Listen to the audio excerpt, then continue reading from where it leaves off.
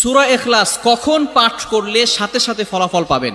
ভালো করে বুঝেন, সূরা ইখলাস হচ্ছে পবিত্র কোরআনুল কারীমের ভিতরে ছোট সূরাদের ভিতরে অন্যতম একটি সূরা। তবে ফজিলতের দিক থেকে সূরা ইখলাস হচ্ছে গুরুত্বপূর্ণ ফজিলত, এবং এই সূরাটা এমন একটা সময় আল্লাহ পাক রব্বুল আলামিন নাজিল করে দিয়েছেন যখন আল্লাহ রাসূল সাল্লাল্লাহু আলাইহি ওয়াসাল্লাম দ্বীনের প্রচার করতে লাগলেন।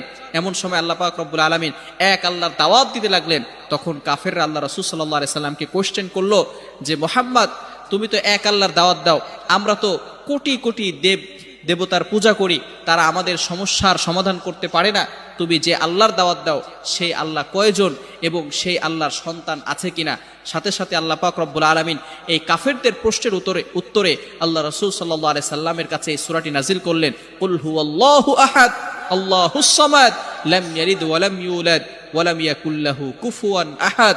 আল্লাহ পাক রব্বুল আলামিন এক, অদ্বিতীয়, এবং আল্লাহ